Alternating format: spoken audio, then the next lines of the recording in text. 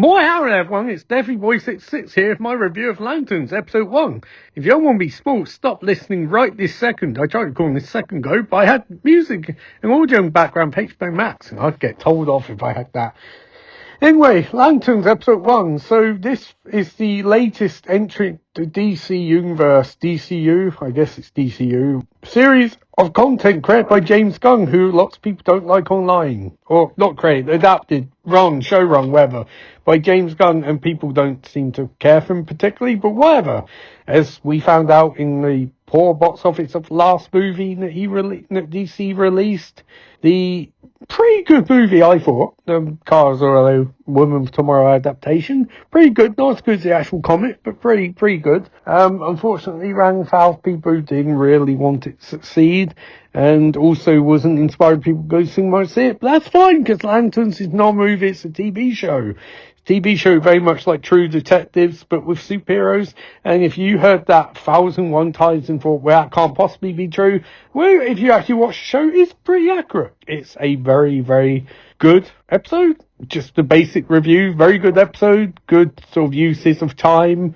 Good usage of the device they've got going, which very much like True Detectives, where it's sort of like a crime that happened in the past affects a crime in present, and they jump back between two time frames. Now, we're just going to jump to it here and go, probably going to annoy a lot of people that what happens to Hal Jordan's episode, namely in the end episode. It seems like he's dead, people. He's dead.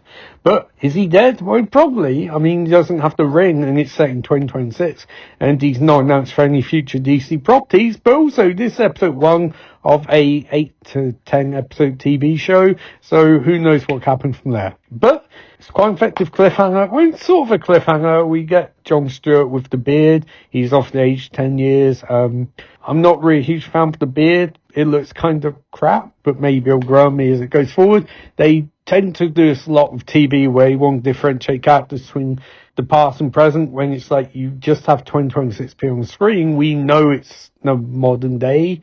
We don't need like a wig or anything like that, or de-aging. And leave here nor there. No, what I like most about this episode is it's tense, but also it's different. And I think this might be one of the things we all find going forward, is that DC TV shows tend to be better than movies.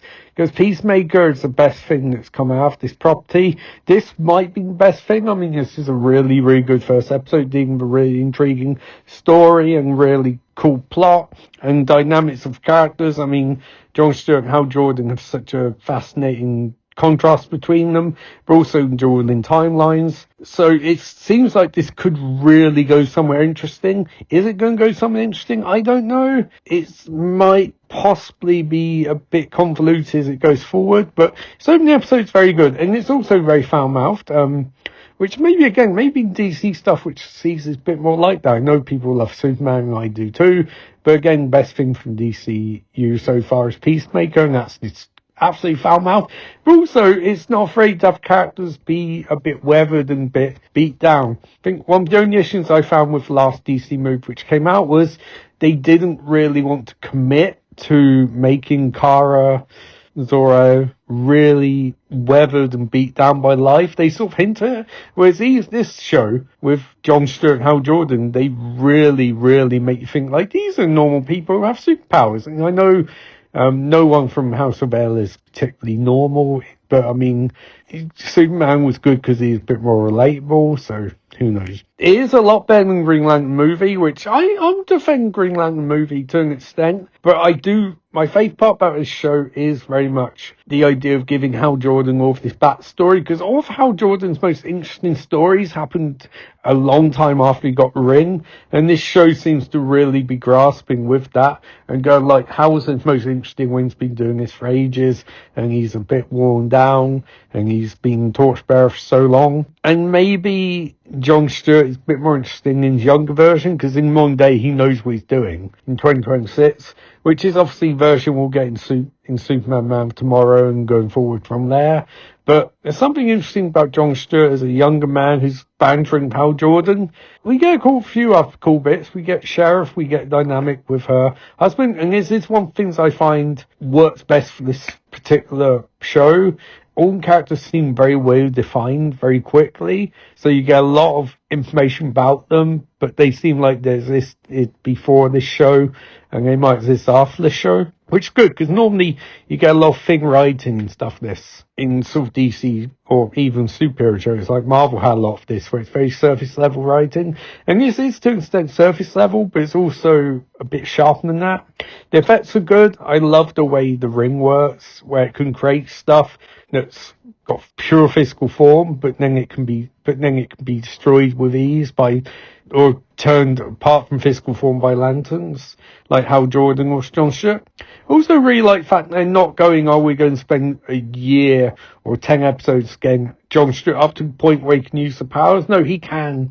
He can just use them. That's it. Like, that's one of the things I like about Gunn, is he's not afraid to bypass that origin bullshit and just go, no, most interesting parts when they have powers and what they do with them. I don't think this is A+ territory yet, but I really, really enjoyed this episode. I thought the scene, particularly with the Wayland, the guy who we all know is going to be an alien, is a really tense scene and really creative way to sort of have that confrontation, where it's sort of like Hal knows where he is and he needs to get this information out of him, but he's also bluffing to an extent, and I think that's probably the best scene for the entire episode.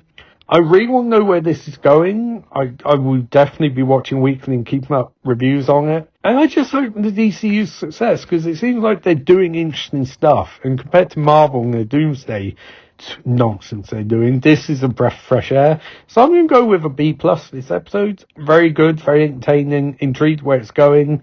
A few bits here and there need to be ironed out. I'm sure they will be. But ultimately, this sort of show really does depend on Mystery having good resolution, and we won't know that to the end. But for now, B+. Good episode.